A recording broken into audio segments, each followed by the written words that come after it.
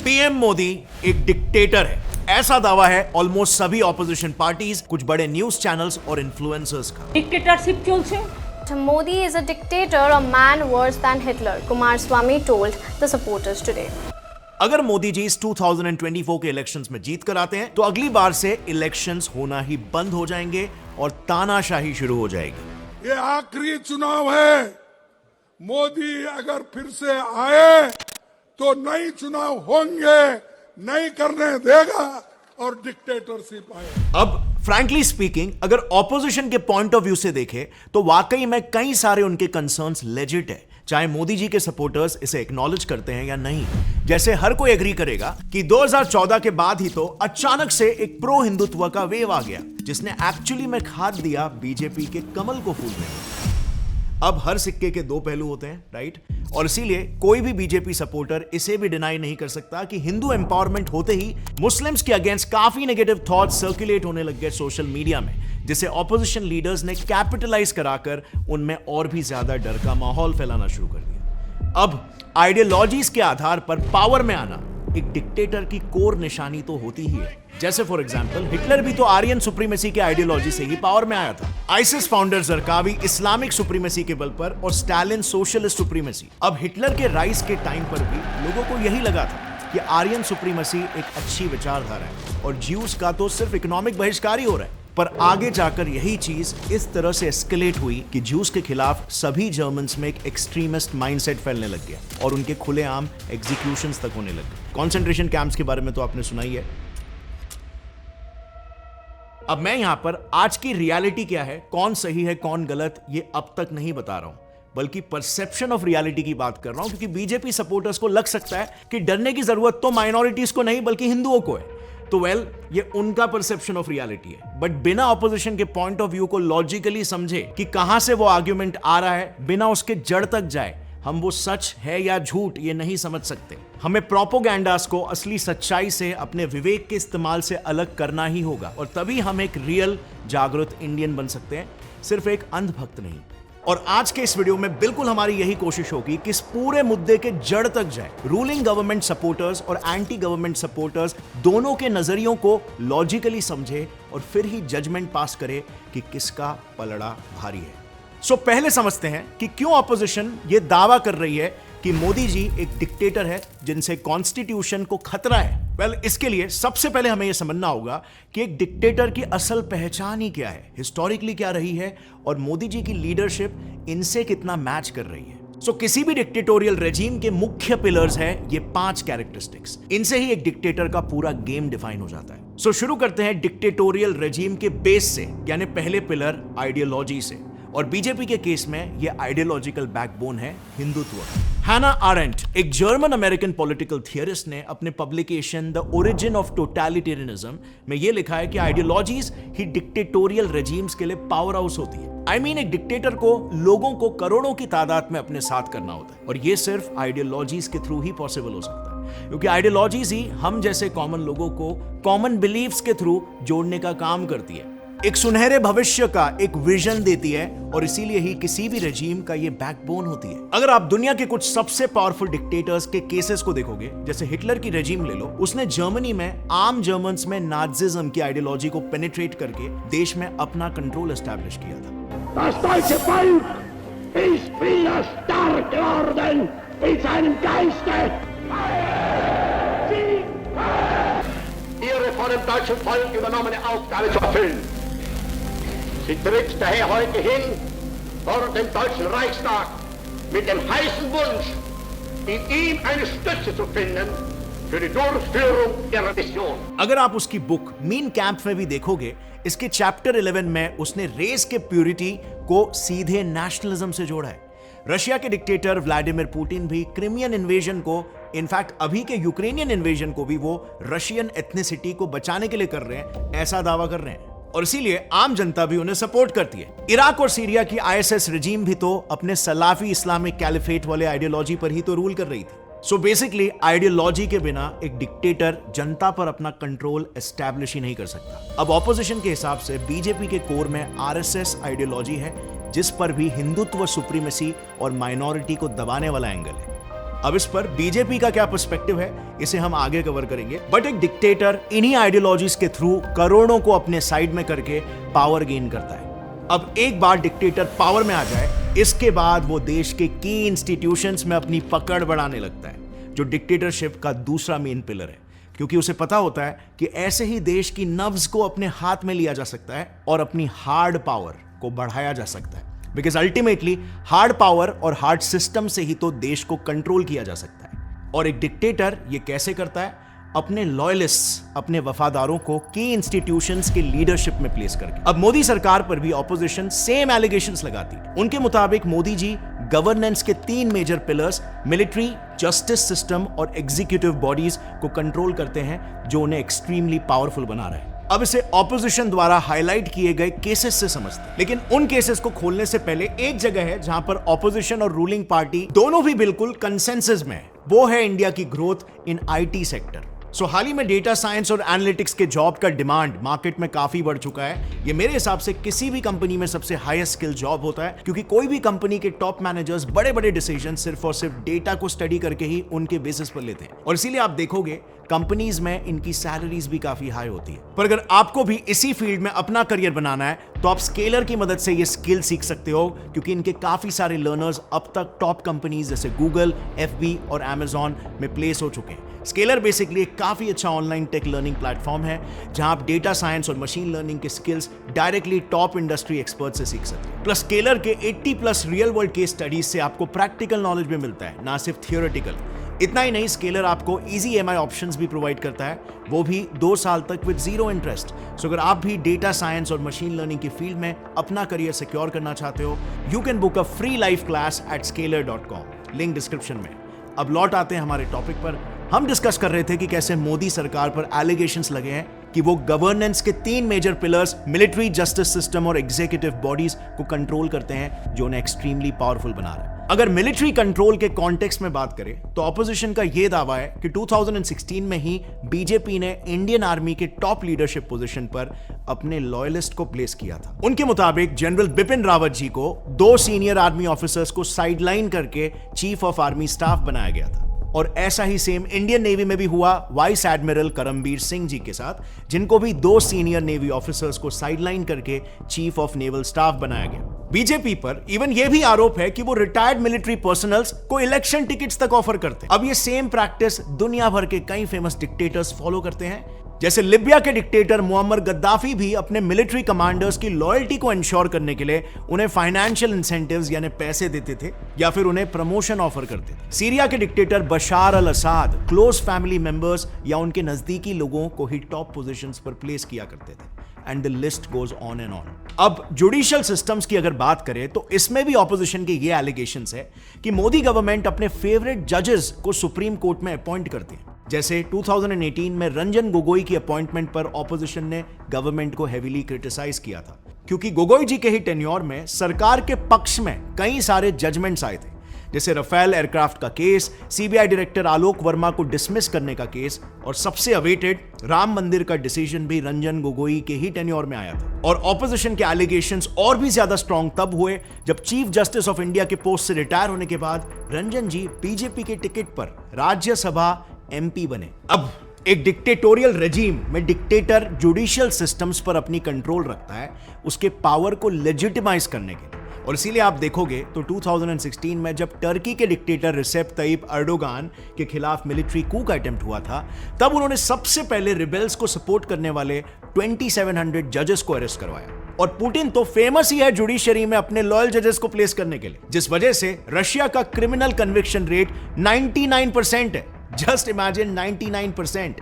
मतलब literally judiciary एक state पपेटी है, जिससे स्टेट अपने ऑपोजिशन को जब चाहे जैसे चाहे आराम से एलिमिनेट कर सकता है। इनफैक्ट रशिया के जजेस का तो एक्विटल रेट बढ़ने पर उन्हें फायर तक कर दिया जाता है। अब अगर बात करें एग्जीक्यूटिव बॉडीज की, तो पीएम मोदी पर ऑपोजिशन ने कई बार एलिगेशंस लगाए कि वो टॉप एग्जीक्यूटिव बॉडीज जैसे सीबीआई में अपने लॉयलिस्ट्स को इंस्टॉल करते हैं। इसमें भी सीबीआई डायरेक्टर पोस्ट पर ऋषि कुमार शुक्ला जी के अपॉइंटमेंट को लेकर ऑपोजिशन ने काफी उन्हें हेवीली क्रिटिसाइज किया था। उनका कहना था कि गवर्नमेंट ने इनकी अपॉइंटमेंट जानबूझकर सीबीआई डायरेक्टर के तौर पर की थी ताकि ऋषि जी, जो ऑपोजिशन के हिसाब से मोदी गवर्नमेंट के लॉयल ऑफिसर है, उनसे सरकार मन चाहे काम करवा सकती है, क्योंकि सीबीआई का पॉलिटिकल इस्तेमाल ज्यादातर ऑपोजिशन के खिलाफ केसेस फाइल करने और इन्वेस्टिगेट करने में किया जाता है। अब यूजुअली चाइना में भी ऐसा ही होता है। उनके गवर्नमेंट बॉडीज में शी जिनपिंग कम्युनिस्ट पार्टी के ही टॉप पार्टी वर्कर्स को प्लेस करते हैं, और नॉर्थ कोरिया में तो वर्कर्स पार्टी ऑफ कोरिया यानी किम जोंग उन की सरकार ही सभी एग्जीक्यूटिव इंस्टीट्यूशंस को कंट्रोल करने के लिए सारे छोटे बड़े डिसीजंस पास करती है। सो अब एक बार पूरे की इंस्टीट्यूशंस में अपना कब्जा बनाने के बाद, हार्ड पावर और हार्ड कंट्रोल गेन करने के बाद, अगले सबसे मेजर स्टेप में एक डिक्टेटर अपने ऑपोजिशन को सप्रेस करने लगता है। सारे ऑपोजिशन पार्टीज को उसके खिलाफ बोलने वाले को निपटाने लगता है, और ये एलिगेशंस ऑपोजिशन पार्टीज का मोदी और उनके गवर्नमेंट पर भी है। वो ईडी और सीबीआई जैसे सेंट्रल एजेंसीज को यूज करके उनके पार्टी मेंबर्स को डरा धमकाकर या फिर लालच देकर अपनी तरफ कर लेते हैं। इवन ऑपोजिशनल एक्टिविस्ट और क्रिटिक्स जो भी मोदी गवर्नमेंट के खिलाफ आवाज उठाते हैं, उन्हें जेल में डाल दिया जाता। अब इस बिहेवियर को डिक्टेटोरियल रेजिम से कंपेयर करें तो कोई भी रेजिम ले लो, 99% केसेस में ऐसा ही होता है। Just to name a few, USSR के टाइम जोसेफ स्टालिन के डिक्टेटर रेजिम के अगेंस्ट जाने वाले ऑपोजिशन पार्टीज और लोगों को दबाने के लिए उसने 1000-10,000 नहीं बल्कि लाखों लोगों को लेबर कैंप्स भेजा और लाखों को मार डाला। सीरिया में बशर अल असाद की डिक्टेटरशिप में लोगों का बेसिक ह्यूमन राइट्स, यहां तक कि उनके रिलीजन और आजादी तक छीनी जा रही थी। लेकिन सीरिया के लोगों के लिए सबसे डरावना मंजर तब आया जब बशर ने अपने ही लोगों के अगेंस्ट केमिकल वेपन्स का यूज करके मासूम लोगों को मारना शुरू किया। नॉर्थ कोरिया में तो किम जोंग उन ने तो आज ही की तारीख में अपने खिलाफ जाने वाले लोगों के लिए एक पूरे रीजन को पॉलिटिकल कैंप या डिटेंशन कैंप ही बना रखा है। यानी कि बेसिकली एक बार सारे की इंस्टीट्यूशंस का कंट्रोल एक डिक्टेटोरियल लीडर के हाथों में आ जाए तो उसके बाद वो अपने खिलाफ जाने वाले हर क्रिटिसिज्म और ऑपोजिशन को सप्रेस करना शुरू कर देते हैं। But it doesn't stop over here. लोगों का पूरा साथ अब भी चाहिए और खुद का बेस्ट अवेलेबल ऑप्शन के रूप में परसेप्शन बनाए भी रखना है, वरना आगे चलकर सिविल वॉर या को हो जाएगा। और इसीलिए खुद को पॉजिटिव लाइट में दिखाने के लिए लोगों में अपना प्रोपोगेंडा चलाते हैं। इसमें इंफॉर्मेशन को एग्जैजरेट किया जाता है, फॉल्स इंफॉर्मेशन को सच की तरह पर पेश किया जाता है, जिससे कि लीडर की लोगों के बीच एक लार्जर देन लाइफ इमेज बने। और ऐसा कर पाने में इनकी हथियार बनती है मीडिया। 2020 में एक आईटी रूल्स अमेंडमेंट एक्ट आया था और ऑपोजिशन के अकॉर्डिंग ये amendment act freedom of press को ही खत्म करने के लिए लाया गया था, क्योंकि इस अमेंडमेंट के अकॉर्डिंग अगर पीआईबी के फैक्ट चेकिंग यूनिट या किसी भी यूनियन गवर्नमेंट एजेंसी को यह लगता है कि कोई भी न्यूज फेक है, झूठी है, तो उस न्यूज को हर सोशल मीडिया प्लेटफॉर्म से हटाना ही होगा। गवर्नमेंट पर भी ये एलिगेशंस लगे हैं कि ये सो कॉल्ड गोदी मीडिया के थ्रू अपने आप को ग्लोरीफाई करते हैं, और अगर कोई इन पर सवाल उठाए तो ये उन्हें पिक्चर से बाहर निकाल देते हैं। जैसे एनडीटीवी और रविश कुमार का केस तो आपको याद ही होगा। एनडीटीवी के रविश कुमार उन चुनिंदा जर्नलिस्ट में से एक थे जो मोदी गवर्नमेंट पर सवाल किया करते थे, पर फिर क्या हुआ, मोदी जी ने अडानी के साथ मिलकर एनडीटीवी ही खरीद लिया। अब डिक्टेटोरियल रेजिम्स की अगर बात करें तो तानाशाही के खिलाफ एक इंसान कब खड़ा होगा?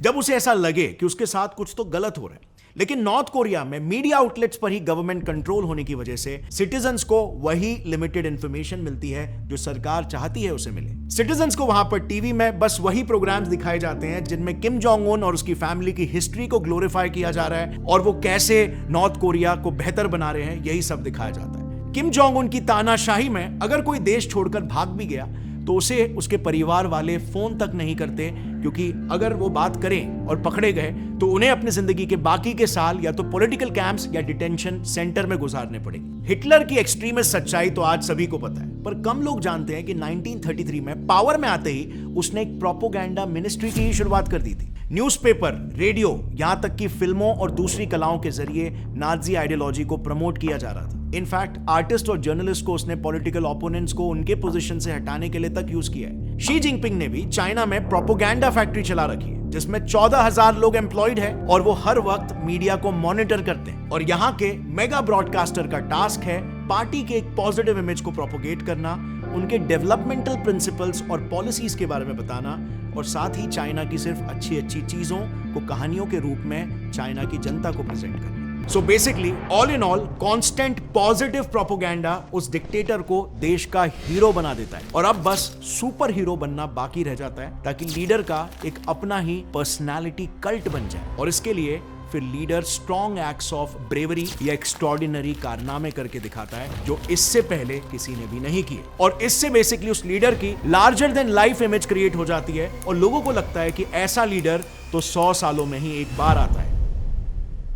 जैसे किम जोंग उन के पिताजी किम जोंग इल के केस में बताया जा रहा है कि उनका जन्म सेक्रेड माउंट पेक्टू में हुआ था और जिस दिन वो पैदा हुए थे उस दिन आसमान में एक नए सितारे ने जन्म लिया था और फिर मौसम ही बदल गया। पर असल में उसका जन्म सोवियत आर्मी के बैरक में हुआ है और उसने वर्ल्ड वॉर 2 भी नहीं लड़ा है जैसे नॉर्थ कोरिया प्रोपेगेंडा बताता है। अब इंडिया के केस में ऑपोजिशन का यह पर्सपेक्टिव है कि मोदी जी द्वारा बिग और बोल्ड डिसीजंस लेकर ऐसी ही इमेज क्रिएट करने की कोशिश की जा रही है जैसे कि आर्टिकल 370 को हटाना, जो डिसीजन आज तक किसी लीडर ने भी नहीं लिया। ऑपोजिशन ये भी एलिगेशंस लगाती है कि जीएसटी डीमोनेटाइजेशन जैसे डिसीजंस पास करके कंट्री में चेंज आएगा, ऐसा मोदी जी दिखा रहे हैं just to display to the people कि मोदी है तो मुमकिन है। इन शॉर्ट मोदी जी अपनी हीरो वाली यानी लार्जर देन लाइफ वाली पर्सनालिटी दुनिया के सामने रिप्रेजेंट कर रहे हैं। ऑपोजिशन ने यह भी एलिगेशंस लगाए कि मोदी जी का आईटी सेल इतना स्मार्टली काम करता है कि हर एक ऑपोजिशन को पप्पू दिखाता है ताकि उनके सामने मोदी जी की इमेज स्ट्रांग हो जाए, मतलब लोग दूसरे लीडर्स को मजाक में ले और मोदी जी को सीरियस तरीके से। लेकिन जब कोई मोदी जी के खिलाफ यही टैक्टिक यूज करता है तब वहीं पर आईटी सेल उस षड्यंत्र को स्मार्टली अपना ही हथियार बना लेती है, जैसे कि मैं हूं चौकीदार स्लोगन के केस में हुआ था जब ऑपोजिशन ने मोदी जी को चौकीदार स्टेटमेंट पर बैश किया था कि मुझे प्रधानमंत्री बनाओ, मैं चौकीदार बनूंगा। चौकीदारी किसकी की? जवाब दो भैया, चौकीदारी किसकी की नरेंद्र मोदी ने? गली गली में शोर है। तब वही चौकीदार वर्ड्स हर जगह पर दिखा दिखाकर उसे एक पॉजिटिव कैंपेन में आईटी सेल ने कन्वर्ट कर दिया और ऐसा दिखाया कि मोदी जी देश के चौकीदार हैं और देश को सिक्योर रख रहे हैं। स्वस्थ रहिए, आपका ये चौकीदार पूरी तरह से चौकन्ना है।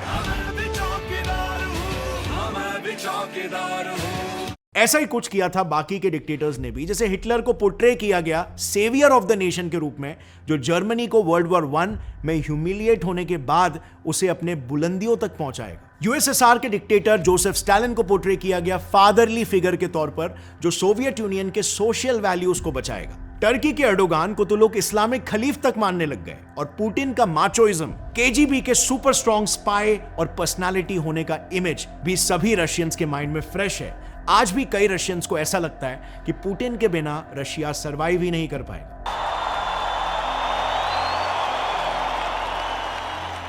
और इस तरह से एक डिक्टेटर अपने रेजिम में खुद को सुपर हीरो बना देता है। अब फ्रेंड्स, ऑपोजिशन की साइड स्टोरी सुनकर आपको ऐसा लग रहा होगा कि हां, मोदी जी तो डिक्टेटर के सारे सिम्टम्स दिखा रहे हैं, तो क्या वाकई में इंडिया डिक्टेटोरियल रेजिम की तरफ तो नहीं बढ़ रहा है? हमारे डेमोक्रेटिक वैल्यूज का क्या, जो इंडियन सभ्यता की पहचान है, जिसे हम इंडियंस किसी भी हालत में कुर्बान नहीं करने वाले। बट ध्यान रहे, अभी तक हमने सिर्फ एक ही पक्ष को एक्सप्लेन किया है एंड आई नो काफी डिटेल में, इतना तो शायद कई ऑपोजिशन सपोर्टर्स भी नहीं करते, बट बेसिकली आपको अभी ऑपोजिशन की साइड ऑफ द स्टोरी अच्छे से पता चल गई है। अब कंप्लीट पिक्चर तभी जान पाओगे जब दूसरे पक्ष के भी साइड ऑफ स्टोरी को भी समझोगे और तभी हम एक रैशनल अनबायस्ड कंक्लूजन तक पहुंच पाएंगे। सो सबसे पहले तो एक डिक्टेटोरियल रेजिम और एक डेमोक्रेटिक रेजिम में फंडामेंटल डिफरेंस होता है कि सिस्टम के हिसाब से किसकी सुप्रीम अथॉरिटी है, कौन सुप्रीमली पावरफुल है और रूल ऑफ लॉ और गवर्नेंस उसी के हिसाब से चलता है। वेल, एक डिक्टेटोरियल रेजिम में ये ऑफ कोर्स वो डिक्टेटर और उसकी रूलिंग पार्टी ही होती है, पर हमारे देश इंडिया के केस में देश का संविधान यानी कॉन्स्टिट्यूशन वो सुप्रीमली पावरफुल एंटिटी है, किसी भी लीडर से भी कहीं ज्यादा पावरफुल, और कोई भी लीडर कॉन्स्टिट्यूशन में जो भी वैल्यूज है उसे फंडामेंटली चेंज ही नहीं कर सकता। ये अनकॉन्स्टिट्यूशनल और इलीगल हो जाएगा और लीडर पर केस करके उसे अंदर किया जा सकता है। और यही सेम चीज हमने पास्ट में भी देख लिया था, कॉन्स्टिट्यूशन में से सोशलिस्ट वर्ड निकालने की कोशिश की जा रही थी जिसे सुप्रीम कोर्ट ने रिजेक्ट कर दिया कहकर कि यह बदलाव अनकॉन्स्टिट्यूशनल है और अलाउ नहीं किया जा सकता। सो बीजेपी गवर्नमेंट का पक्ष यही है कि जो कुछ भी बदलाव वो ला रहे हैं वो इंडिया के डेमोक्रेटिक कॉन्स्टिट्यूशन के अंतर्गत ही है। तो ऑपोजिशन ये कैसे बोल सकती है कि ये अनकॉन्स्टिट्यूशनल है, डिक्टेटोरियल है? अगर चाइना में इलेक्शंस की बात की जाए तो शी जिनपिंग ने इलेक्शन जीतने के बाद सीधे ये कह दिया कि 2036 तक कोई इलेक्शन नहीं होगा। इवन हिटलर ने भी पावर में आने के बाद तानाशाही घोषित कर दी थी और उसके पावर में आने के बाद इलेक्शंस ही नहीं हुए। पर मोदी जी अपने दोनों टर्म्स में एक डेमोक्रेटिक प्रोसेस से यानी इलेक्शंस जीत कर आए। मतलब जनता ने ही तो उन्हें दोनों टर्म्स में इलेक्ट करके जिताया और उनका हर डिसीजन भी तो कॉन्स्टिट्यूशन के दायरे में ही फॉलो हुआ। तो इसमें डिक्टेटरशिप कहां से आया? अगर बात करें बीजेपी की माइनॉरिटीज को दबाने या उनमें डर फैलाने वाले एलिगेशन की, तो ये क्लेम कितना वैलिड है? सरकार माइनॉरिटीज को दबा रही है, ये नैरेटिव आप और मैं सब जानते हैं कहां से रूट होता है। बीजेपी को हिंदुत्व आइडियोलॉजी आरएसएस का बैकिंग है और इसीलिए माइनॉरिटीज में डर फैल रहा है कि हिंदूस ताकत में आकर उन्हें दबाएंगे। अब ये डर पहली नजर में जायज भी है, डिनाई नहीं करना चाहिए, बट क्या ये फैक्चुअली भी हो रहा है या होने वाला है? साइकोलॉजी का एक सिंपल सा फैक्ट है, हमारे 99% फियर्स कभी भी सच नहीं होते, लेकिन फियर के जरिए लोगों को कंट्रोल करना भी तो सबसे आसान है। सो ऐसा भी तो हो सकता है कि ऑपोजिशन के साइड से प्रोपोगेंडा है जो रियलिटी से कोसों दूर है और इसीलिए जड़ से ही सच्चाई जानने के लिए हमने आरएसएस के ही कॉन्स्टिट्यूशन को स्टडी किया, जिससे डायरेक्टली बीजेपी की आइडियोलॉजी कहां से डिराइव हो रही है, उसका गवर्नेंस में प्रैक्टिकल इंप्लीकेशन क्या होगा, इसे हम समझ सकते हैं। सो आरएसएस की हिंदुत्व आइडियोलॉजी फंडामेंटली क्या है? वेल, इंटरेस्टिंगली आरएसएस के कॉन्स्टिट्यूशन में एक बार भी इस्लाम या मुस्लिम शब्द का यूज ही नहीं किया गया है, उन्हें सप्रेस करना तो दूर की बात। अब एग्जैक्टली यहीं पर से ही I think most of the confusion आता है। उन्होंने हिंदू इस शब्द को लेकर एक काफी ब्रॉड सेंस में बात की है, जो भी बेसिकली हिंदुस्तान की धरती पर पैदा हुआ है, फिर उसका रिलीजन चाहे कुछ भी हो, वो हिंदू है। और ये चीज आरएसएस ने आगे आकर कई बार पब्लिकली भी कही। उस दिन ये कहा जाएगा कि हाँ मुसलमान नहीं चाहिए, उस दिन वो हिंदुत्व नहीं रहेगा। अब ये चीज समवन लाइक हिटलर या बगदादी ने तो कभी भी माइनॉरिटीज के बेनिफिट में नहीं कही है। डिक्टेटर्स का तो पहला मोटिव होता है माइनॉरिटीज को खत्म करना। आरएसएस एक रिलीजियस से ज्यादा नेशनलिस्ट आइडियोलॉजी है, जैसे इसके नाम से ही आप समझ सकते हो, राष्ट्रीय स्वयंसेवक संघ, यानी community that serves the nation, not a particular community और रिलीजन। और शायद यही सच मुस्लिम्स को नहीं बताया जा रहा माइनॉरिटी लीडर्स द्वारा। आरएसएस में तो मुस्लिम राष्ट्रीय मंच यानी एक मुस्लिम ग्रुप भी है। ये ग्रुप 2002 में भारत के बेहतर भविष्य को देखकर 10,000 मुस्लिम लोगों के साथ क्रिएट हुआ था। तो अगर मोदी जी एक डिक्टेटर होते तो ये माइनॉरिटीज का आंकड़ा 10,000 से बढ़कर 10 लाख थोड़ी हो गया होता आज के तारीख में। मतलब आप खुद ही सोचो, क्या हिटलर की आर्मी में एक ज्यूज माइनॉरिटी का कोई ग्रुप था? क्या आईसिस में हिंदू माइनॉरिटी और डेवलपमेंट का कोई विंग है? ये बात तो कोई दूर दूर तक भी नहीं सोच सकता। इनफैक्ट फनी लग रहा है सुनने में। अब चलो फिर भी मान लेते हैं कि बीजेपी और आरएसएस के दिखाने के दांत कुछ और हो सकते हैं और खाने के कुछ और हो सकते हैं। उनके एक्शंस हो सकता है ना उनके बातों से मैच नहीं करते हो, राइट? तो डोंट वरी, हमने उसका भी डेटा निकाला है कि क्या ये जो बोलते हैं उसमें वाकई में बिलीव करते भी है कि नहीं। माइनॉरिटीज का एक्चुअल डेवलपमेंट हो भी रहा है क्या बीजेपी के ऑपोजिशन द्वारा टर्म्ड डिक्टेटोरियल रेजिम में? सो इंडिया में माइनॉरिटी कम्युनिटी मुस्लिम्स की अगर रियलिटी देखें तो ऑफिशियल डेटा के हिसाब से मोदी जी आने के बाद उल्टा उनका फायदा हुआ है। उन्हें काफी बेनिफिट्स मिले, फिर चाहे वो अपने खुद के घर के सपने को सच्चाई में बदलने वाली पीएम आवास योजना की वजह से हो, केरोसिन और लकड़ी से जलने वाले चूल्हे को छुड़वाकर गैस प्रोवाइड करने वाली उज्ज्वला योजना के माध्यम से हो, या फिर जरूरतमंदों को लोन देने वाली मुद्रा योजना। इन सभी योजनाओं में ऑफिशियल डेटा के हिसाब से 24 से 30% तक बेनिफिशियरीज मुस्लिम्स है। इवन जनधन योजना जो 0 अमाउंट में अकाउंट ओपन करने का बेनिफिट देती है, उसमें भी 42% अकाउंट होल्डर्स मुस्लिम्स ही है। माइनॉरिटीज के एम्प्लॉयमेंट का भी डेटा चलो स्टडी करते हैं। इस मुद्दे पर तो एनडीटीवी ने खुद कहा कि गवर्नमेंट एम्प्लॉयज में मुस्लिम्स का परसेंटेज 2014 में सिर्फ 4.5% था, बट आज ये परसेंटेज बढ़कर 10.5% हो गया है। अब चलो एक बार के लिए ये भी मान लेते हैं कि ऑपोजिशन बोलेगी मोदी गवर्नमेंट जानबूझकर फिलहाल माइनॉरिटीज को इक्वल ट्रीट कर रही है और शायद आगे जाकर ये सब कुछ बदलने वाली है। पर इनका विजन देखकर ऐसा बिल्कुल भी नहीं लगता है, क्योंकि आज स्कूलों में मुस्लिम बच्चों का एडमिशन 74.2% पहुंच चुका है, जो 2014 तक 69.4% था। अब एवरीवन नोस कि छोटे बच्चे ही देश का फ्यूचर होते हैं, और अगर इस गवर्नमेंट का गोल ही फ्यूचर में माइनॉरिटीज को खत्म करना होता तो आज ये परसेंटेज बढ़ने के जगह पर कम हो रहा होता। और अगर आप देखोगे तो बाकी के डिक्टेटर्स ने भी तो यही तो किया।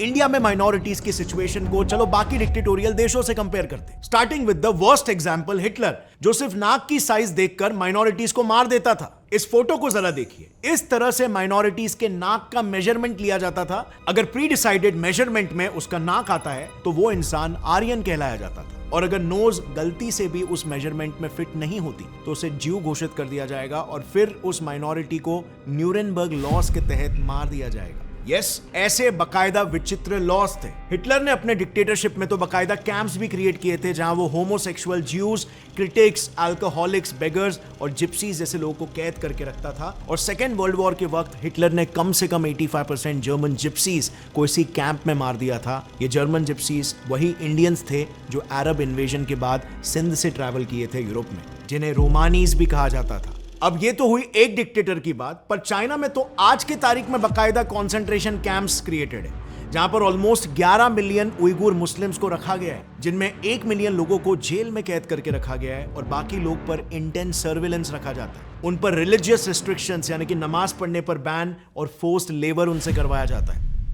अब ये सभी केसेस तो छोड़ ही दो, युगांडन मिलिट्री डिक्टेटर इडी आमीन तो दुनिया भर में इनफेमस था माइनॉरिटीज का मर्डर करके उन्हें खा जाने के लिए। Can you imagine that? ये बात खुद युगांडा के हेल्थ मिनिस्टर हेनरी केम्बा ने कही है। इडी आमीन ने माइनॉरिटीज को टारगेट करने के लिए ऐसे खौफनाक टॉर्चर चेंबर्स तक बनाए थे कि उसमें कितने माइनॉरिटी एथनिक ग्रुप्स जैसे कि अचोली और लैंगो जैसे लोग मारे गए। कुछ एक्सपर्ट्स ने तो इन मरने वाले लोगों का फिगर 5 लाख तक बताया। और हाँ, इसी माइनॉरिटी ग्रुप में इंडियंस भी शामिल थे जिनके साथ भी इडी आमीन ने बिल्कुल सेम ही व्यवहार किया। इवन आइसिस, जिन्होंने इराक और सीरिया में रूल किया, उन्होंने भी पावर में आने के बाद माइनॉरिटीज को किडनैप करके मारना शुरू कर दिया। उन्होंने क्रिश्चियंस को 2 ऑप्शन दिए, या तो इस्लाम में कन्वर्ट हो जाओ या फिर अपने रिलीजन को फॉलो करने के बदले सरकार को टैक्स दो, और अगर ऐसा नहीं किया तो यहां से चले जाओ या फिर मारे जाओगे। सो बेसिकली ये होता है असली डिक्टेटरशिप। अब ये सब जानने के बाद मोदी जी को डिक्टेटर कहना मतलब चिकन को ड्रैगन कहने जैसा हो जाएगा। अब इंडिया के केस से अगर इसे कंपेयर करें तो अनफॉर्चुनेट रियलिटी क्या है पता है? एक तरफ ऑपोजिशन हमेशा लीडिंग पार्टी के आइडियोलॉजी को हिंदू राष्ट्र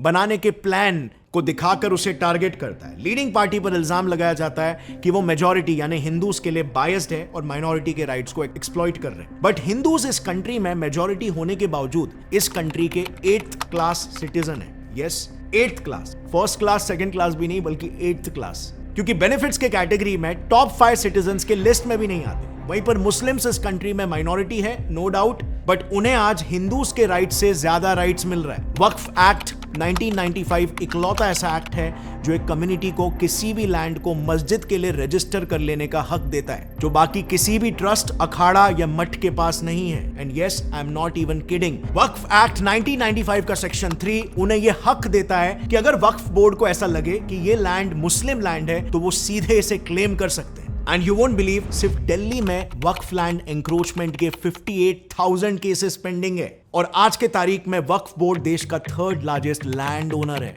ये एक्ट सीधे सीधे कॉन्स्टिट्यूशन के आर्टिकल 13(2) को वायलेट करता है, जिसके हिसाब से गवर्नमेंट ऐसा कोई भी लॉ नहीं बना सकती जिससे बाकी सिटीजन्स के राइट्स वायलेट हो रहे हैं। और यहां पर कई बार बाकी सिटीजन्स के राइट्स को वायलेट करके उनके हक की जमीन ली जा रही है। बट मोदी गवर्नमेंट ने कभी भी इस लॉ के अगेंस्ट भी कोई एक्शन नहीं लिया। इनफैक्ट रियलिटी तो यह है कि कोई भी ऐसा लॉ उन्होंने हिंदू पक्ष के लिए नहीं बनाया। But on the other hand, Delhi में बैठे बैठे माइनॉरिटी सपोर्ट में opposition party leader Arvind Kejriwal ने तन मन धन से वक्फ बोर्ड को सपोर्ट करने की बात कही। और उसके बाद अरविंद केजरीवाल ने यह कहा कि मुंबई में रहने वाले इंडिया के सबसे रईस इंसान यानी अंबानी का घर भी वक्फ बोर्ड की जमीन पर बना हुआ है, पर महाराष्ट्र सरकार की हिम्मत नहीं है कि अंबानी को कुछ कहे।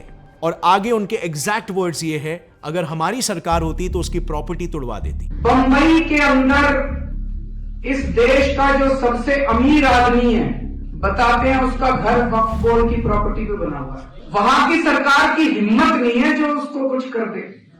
हमारी सरकार अगर वहां होती उसकी प्रॉपर्टी तोड़वा देती।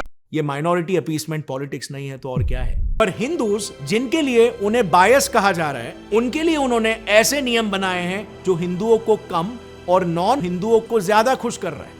जैसे सबरीमला टेम्पल। इस टेम्पल में उन देवताओं को विराजित किया गया था जो ब्रह्मचार्य का पालन करते हैं और इसीलिए यहाँ पर औरतों को जाना मना था, स्पेशली उनके मेंस्ट्रुएटिंग पीरियड में। पर वो मोदी गवर्नमेंट ही थी जिन्होंने 2018 में ये नियम को हटाया और औरतों को मंदिर जाकर उन्हें रिलीजियस प्रैक्टिस करने का हक दिलाया और कई लोगों ने इसका ओपनली विरोध भी किया था। लेकिन अगर पीएम मोदी डिक्टेटर होते तो क्या वो ऐसे मेजॉरिटी के अगेंस्ट जाने वाले कदम को देश भर में लागू करते? इस देश में अब तक उस टीपू सुल्तान की जयंती मनाई जाती है जिसने लाखों हिंदुओं को मार डाला था और लाखों को कन्वर्ट होने पर मजबूर कर दिया था। मुंबई के मीरा रोड इलाके में पिछले दिनों हिंदू पदयात्रा पर पत्थर बरसाए गए जस्ट बिकॉज वो मुस्लिम एरिया से पास हो रहे थे और ये सिर्फ मुंबई में नहीं, दिल्ली, गुजरात और ऑलमोस्ट इंडिया के हर स्टेट में हुआ है। सो आप बताओ, क्या ये एक डिक्टेटर रेजिम में पॉसिबल है? एंड लास्टली, अगर पीएम मोदी वाकई में एक डिक्टेटर है तो प्लेसेस ऑफ वर्शिप एक्ट 1991 यानी उस लॉ को अब तक क्यों चलने दिया जा रहा है जो ये कहता है कि एक मस्जिद जो आजादी से पहले एक मंदिर को तोड़कर बनाया गया है उसे आजादी के बाद तोड़ा नहीं जा सकता?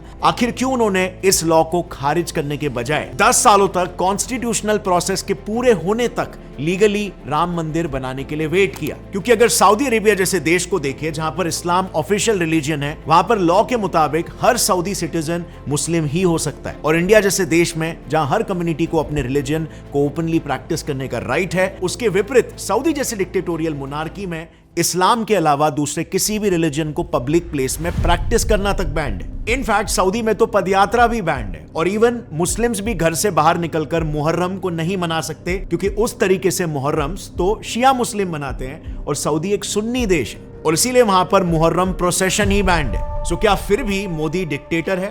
वेल, ऑफ कोर्स नॉट, क्योंकि डिक्टेटर बनने के लिए लीडर को चाहिए अल्टीमेट पावर।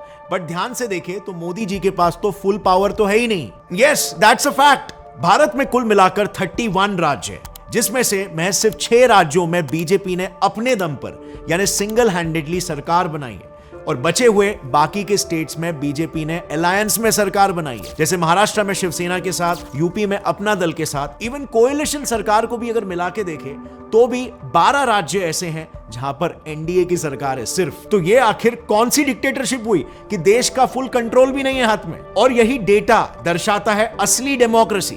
वरना ऐसा कौन सा डिक्टेटर है जो दूसरे पार्टीज के साथ कोएलिशन करके पावर में आता है? अगर ये डिक्टेटरशिप होती तो मोदी जी की पावर हर राज्य में होती और वो ऑपोजिशन को अपने सामने टिकने तक नहीं देता, लाइक किम जोंग उन।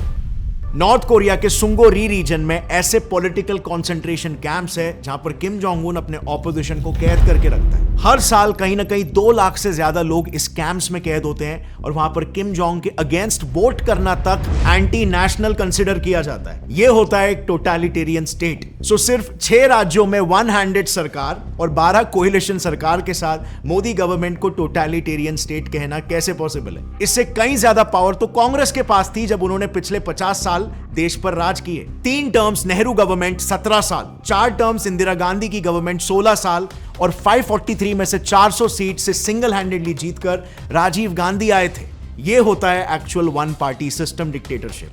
तब तो इंदिरा जी ने एक दिन में 9 स्टेट्स की सरकार गिराई थी, ऑपोजिशन को जेल में डाल दिया था, इमरजेंसी के time 42nd constitutional amendment act को पास किया था जिसे मिनी कॉन्स्टिट्यूशन बोलते हैं। उसमें उन्होंने कॉन्स्टिट्यूशन के मेजर तत्वों को ही चेंज कर दिया था जिसे एक्चुअली में चेंज नहीं किया जा सकता है। और अगर देखा जाए तो कांग्रेस ने अब तक 90 से ज्यादा बार स्टेट गवर्नमेंट्स को डिसमिस किया है और जिसमें से सिर्फ इंदिरा गांधी जी के ही फेज में 50 से भी ज्यादा गवर्नमेंट डिसमिस हुए। आर्टिकल 356 का 50 बार उपयोग किया, वो नाम है श्रीमती इंदिरा गांधी का। लेकिन वहीं पर मोदी जी के टर्म को देखें तो पिछले 10 सालों में उन्होंने कोई भी स्टेट गवर्नमेंट को डिसमिस ही नहीं किया। तो अगर तब ये डिक्टेटरशिप नहीं था तो फिर अब क्यों? आई थिंक यही सवाल हर एक यूथ को जिन्हें ब्रेन वॉश किया जा रहा है उन्हें खुद से पूछना चाहिए। और अगर आम लोगों के राइट्स यानी कि देशवासियों के डेमोक्रेटिक राइट्स को भी देखें तो हम सब आज भी उन राइट्स को इजीली एक्सरसाइज कर पा रहे हैं। करंट गवर्नमेंट के रूलिंग में सिटीजंस ओपनली प्रोटेस्ट कर पा रहे हैं। करंटली चल रहे किसान आंदोलन 2.0 को ही देख लो।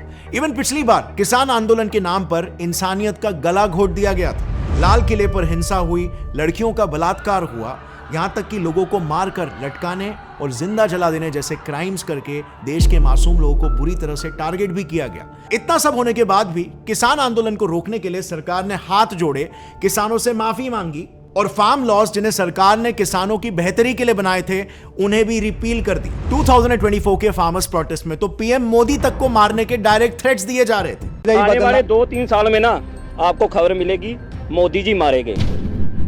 कन्हैया कुमार जैसे सो कॉल्ड एक्टिविस्ट तक इस कंट्री में पीएम के खिलाफ बोल पा रहे हैं आज के तारीख में। पर क्या ये सब एक डिक्टेटर के राज में होना पॉसिबल है? वेल, हमारे पड़ोसी देश चाइना के एग्जाम्पल से ही समझ लो। Jack Ma, founder of Alibaba.com, China के फेमस बिलियनर्स में से एक है। इनफैक्ट दुनिया के फेमस बिलियनर्स में से एक है। लेकिन इन्होंने ना अपनी गवर्नमेंट के खिलाफ कुछ कहा, ना अपने डिक्टेटर लाइक प्रेसिडेंट के खिलाफ कुछ कहा। इन्होंने सिर्फ यूएस चाइना ट्रेड वॉर के बीच में प्रेसिडेंट डोनाल्ड ट्रंप के साथ खड़े रहकर यह स्टेटमेंट दिया कि वो अमेरिका में 1 मिलियन जॉब्स क्रिएट करेंगे। बस इतनी सी बात और जैक मा जैसा बिलियनर रातों रात गायब। और सऊदी अरेबिया में तो डिक्टेटोरियल रूल इतना स्ट्रांग है कि इस कंट्री में तो प्रोटेस्ट करने पर ही बैन लगाया हुआ है। नाउ अगेन टेल मी, क्या इंडिया में डिक्टेटरशिप आया हुआ है? ना तो यहां पर प्रोटेस्ट बैन है, ना क्रिटिसिज्म और ना ही प्रोटेस्टर्स। यहां पर सबकी बात सुनी जा रही है। अब अगर बात करें प्रिंट मीडिया की, तो आज इंडिया में कितने सारे ही प्रिंट मीडिया है जो गवर्नमेंट के अगेंस्ट ब्लेटेंटली बात करते हैं। फ्रीडम ऑफ स्पीच की मदद से कई यूट्यूबर्स गवर्नमेंट को ओपनली क्रिटिसाइज करते हैं। अगर मोदी जी डिक्टेटर होते तो इनको ये फ्रीडम होती क्या? अगर ये सेम सिचुएशन नॉर्थ कोरिया में हो रहा होता तो क्या हालत होती है आपको अच्छे से पता है। इवन ऑपोजिशन पार्टी भी इंडिया में जो चाहे जब चाहे बोल रही है। भारत जोड़ो जैसे फ्रीली यात्राएं कर रही है, उसमें कन्हैया कुमार जैसे एंटी नेशनल को बुलाया जा रहा है जिन्होंने जेएनयू में भारत को टुकड़ों में तोड़ने के नारे लगाए थे। भारत पहले टुकड़े होंगे, इंशाअल्लाह, इंशाअल्लाह। भारत पहले टुकड़े होंगे, इंशाअल्लाह, इंशाअल्लाह। क्या ये चीज डिक्टेटोरियल रेजिम में पॉसिबल होती है क्या? और सबसे इंपॉर्टेंट बात, अगर पीएम मोदी एक डिक्टेटर होते तो अपने पार्टी के लोगों के दुश्मनों को जरा सा भी बख्शते क्या? आज के तारीख की ग्राउंड रियलिटी क्या है? वेस्ट बंगाल में बीजेपी वर्कर्स को दिन दहाड़े गोली मारी गई। इल्जाम लगा टीएमसी पार्टी के गुंडों पर। वेस्ट बंगाल में ही ट्राइबल बीजेपी वर्कर्स को मारकर पेड़ से लटकाया गया। 2021 में होम मिनिस्टर अमित शाह ने खुद स्टेटमेंट दी कि 300 से ज्यादा बीजेपी मेंबर्स को मारा गया है, लेकिन केस की इन्वेस्टिगेशन इंच भर भी आगे नहीं बढ़ी है। 300 से ज्यादा भारतीय जनता पार्टी के कार्यकर्ताओं की हत्याएं कर दी है और उसकी जांच में 1 इंच भी प्रोग्रेस कहीं पर दिखाई नहीं पड़ता है। और जो बीजेपी मेंबर्स बचे उनमें से लाखों मेंबर्स को अपनी जान बचाने के लिए घर बार छोड़कर भागना पड़ गया। West Bengal post-poll violence intensifies. BJP workers who reportedly fled their homes fearing assault by TMC members. अगर पीएम मोदी डिक्टेटर होते तो वेस्ट बंगाल में कब का प्रेसिडेंशियल रूल या मिलिट्री रूल लग गया होता। इतिहास के किसी भी डिक्टेटोरियल रेजिम को उठाकर देख लो, आपको हर डिक्टेटर एग्जिस्टिंग रूल्स को ब्रेक करते हुए और अपने वेस्टेड इंटरेस्ट के हिसाब से नए रूल्स बनाता हुआ मिलेगा। लेकिन 2018 में क्या हुआ? आधार बायोमेट्रिक आइडेंटिफिकेशन प्रोग्राम यानी मोदी गवर्नमेंट की पॉलिसी पर सुप्रीम कोर्ट ने प्राइवेसी राइट्स को लेकर रोक लगाई। अब अगर पीएम मोदी अथॉरिटेरियन रेजिम चला रहे होते तो सुप्रीम कोर्ट की क्वेश्चनिंग को रोक सकते थे, पर वो इंडिया के इंडिपेंडेंट जुडिशरी के अगेंस्ट नहीं गए। अभी एक और एक डिक्टेटोरियल रेजिम का कोर एट्रीब्यूट होता है कि डिक्टेटर्स अपनी मिलिट्री में बहुत ज्यादा पैसे इन्वेस्ट करते हैं, बट इंडिया अपने जीडीपी का सिर्फ और सिर्फ 2% ही डिफेंस में इन्वेस्ट करता है आज के तारीख में, जबकि रियल डिक्टेटर्स तो 80% तक करते हैं। लेकिन अब फ्रेंड्स, एक सबसे जेन्युइन और सबसे बड़ा सवाल कि क्या पीएम मोदी और भी ज्यादा सीट्स जीतकर पावर में आने के बाद जब चाहे इंडिया में डिक्टेटरशिप लाने का डिसीजन ले सकते हैं? वेल, इसका answer Keshavananda Bharati versus the state of Kerala case की वर्डिक्ट में छुपा हुआ है। 24 अप्रैल 1973 को 13 सुप्रीम कोर्ट जजेस की बेंच ने एक ग्राउंड ब्रेकिंग जजमेंट दी थी। उसमें जजेस ने यह बताया कि कोई भी सरकार कॉन्स्टिट्यूशन के बेसिक स्ट्रक्चर को चेंज नहीं कर सकती। बेसिकली इस जुडिशियल डिसीजन का मतलब है कि वो डेमोक्रेसी को डिक्टेटोरियल रेजिम में नहीं बदल सकते, फिर चाहे बीजेपी 543 में से 543 सीट्स लेकर ही क्यों ना जीत जाए। पर अब चलो एक टाइम के लिए यह भी मान लेते हैं कि पीएम मोदी ने फुल पावर में आते ही मिलिट्री और हार्ड पावर को अपने कंट्रोल में लेकर, लोगों को हिंदुत्व के सपने दिखाकर, अपने कॉन्फिडेंस में लेकर सिविल वॉर करा के डेमोक्रेटिक सिस्टम को ही कोलैप्स करा। ये कितना पॉसिबल है? सो अब हम rarest of the rarest case की बात कर रहे हैं, बट अगर हाइपोथेटिकली कंसिडर किया जाए कि डेमोक्रेटिक सिस्टम को ही पीएम मोदी ने तोड़ डाला, तो वेल, ये कर पाने के लिए वो मेन पावर कहां से गेन करेंगे? अपने कोर आइडियोलॉजी आरएसएस विचारधारा के ही थ्रू, राइट? सो यहां पर भी जैसे हमने पहले देखा कि आरएसएस का विजन तो ऐसा है ही नहीं कि देश को सिर्फ एक रिलीजियस कल्ट के तौर पर एस्टैब्लिश करना है। हिंदू राष्ट्र है, इसका मतलब इसमें मुसलमान नहीं चाहिए, ऐसा बिल्कुल नहीं होता। जिस दिन ये कहा जाएगा कि यहाँ मुसलमान नहीं चाहिए, उस दिन वो हिंदुत्व नहीं रहेगा। अब विदेशी तो यहाँ से चले गए, लेकिन इस्लाम की पूजा कहाँ सुरक्षित चलती? यहीं सुरक्षित चलती। सो इस हाइपोथेटिकल तानाशाही में बीजेपी या मोदी जी को लोगों का सपोर्ट ही नहीं मिलेगा, because that has never been the vision of RSS. और लोग तो किसी विचारधारा से, उनके मान्यताओं और विजन के वजह से ही जुड़ते हैं ना। जैसे ही कोई लीडर उस विजन से भटकता है, लोग उसका साथ छोड़ देते हैं। जैसे महाराष्ट्र इलेक्शंस में उद्धव ठाकरे जी के पार्टी के साथ हमने देखा। हिटलर के केस में तो रेशियल प्योरिटी और वर्ल्ड डोमिनेंस का उसका पूरा विजन रेडी था,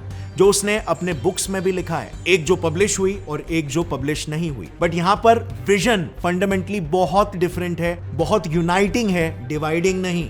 सो अब इस पूरे मुद्दे को एक कॉम्प्रिहेंसिव पर्सपेक्टिव से एनालाइज करने के बाद एक बात तो बिल्कुल श्योर है कि ना तो मोदी जी अब डिक्टेटर है और ना ही आगे चलकर बनने वाले, और ना ही बन सकते हैं। तो फिर अब यह सवाल आता है कि आखिर ऑपोजिशन पार्टी क्यों मोदी जी को बार बार डिक्टेटर कहे जा रही है? तो गाइस मेरे हिसाब से ना आंसर इज वेरी सिंपल, अगर आप थोड़ा सा भी सिचुएशन को एनालाइज करोगे तो। सो बात कुछ ऐसी है ना, ये 2024 के इलेक्शंस इंडिया में डेमोक्रेसी की नहीं बल्कि कांग्रेस पार्टी के अस्तित्व की लड़ाई हो गई है। मतलब उन्हें डर है कि इस इलेक्शन के बाद उनका अस्तित्व खत्म हो सकता है, और इसीलिए वो जानबूझकर ये मुद्दा बार बार उठा रहे हैं। क्योंकि अगर आप करंटली देखोगे तो आज कांग्रेस ने 48 सीट से सेकंड नंबर पर आकर लीडर ऑफ ऑपोजिशन टैग तो हासिल कर लिया, पर एक्चुअल में लीडर ऑफ ऑपोजिशन यानी शैडो पीएम बनने के लिए एटलीस्ट 52 सीट्स लगते हैं। यानी कि अभी भी कांग्रेस पार्टी 4 इंडिपेंडेंट कैंडिडेट के सपोर्ट से ही शैडो पीएम बनी है। पर अगर शायद इस बार वो हार गए तो उन्हें डर है कि इनके पास लीडर ऑफ ऑपोजिशन का टैग भी नहीं रहेगा, और जिसके कारण उनका अस्तित्व खतरे में आ जाएगा। इतना ही नहीं, उन्हें इस बात का भी डर है कि इस बार हिस्ट्री लगता है वापस से रिपीट होने वाली है। क्योंकि जब उन्होंने 50 सालों तक वन हैंडेड सरकार बनाई थी कि इंस्टीट्यूशंस में अपनी पकड़ जमाए रखकर, तब इनके सामने मोस्टली कोई लीडर ऑफ ऑपोजिशन नहीं हुआ करता था। In fact first leader of opposition तो 1969 में ही एस्टैब्लिश हुआ था। अब वही सिचुएशन उन पर आ गई है, और इसीलिए वो डरे हुए हैं और चीख चीख कर हर जगह पर बस यही बता रहे हैं कि Modi is a dictator. But एक बात तो साफ है, जो मैंने पिछले वीडियो में भी कही थी, कि इंडियन पॉलिटिक्स में एक स्ट्रॉन्ग ऑपोजिशन की वाकई में जरूरत है, ताकि सभी पार्टीज देश के डेवलपमेंट को लेकर कमिटेड और अकाउंटेबल रहे। And with that said friends, ये थी पूरी सच्चाई एक पूरे न्यूट्रल पर्सपेक्टिव के साथ। इसे हमने बहुत सारे डेटा, फैक्ट्स और हिस्टोरिकल प्रूफ्स के साथ प्रेजेंट किया है, बिकॉज मेरा मानना है कि हमें किसी भी प्रोपोगेंडाज में नहीं आना चाहिए, बल्कि सच को खुद ढूंढना चाहिए। और यही हमारी गौरव ठाकुर चैनल और even get set fly science channel में हमेशा से कोशिश रही है। साइंस ने मुझे हमेशा यही सिखाया है कि चीजों को फंडामेंटली समझो, भेड़ चाल का शिकार मत बन जाओ, क्योंकि दुनिया को आज इंडिपेंडेंट थिंकर्स से ज्यादा किसी और चीज की जरूरत नहीं है। So thanks for watching, and yes, जाने से पहले अगर आप डेटा साइंस और मशीन लर्निंग के फील्ड में अपने करियर को सिक्योर करके एक हाई पेइंग जॉब पाना चाहते हो, तो consider clicking on the link in the description to attend their free live class. See you next time friends, be rational and keep questioning. जय हिंद।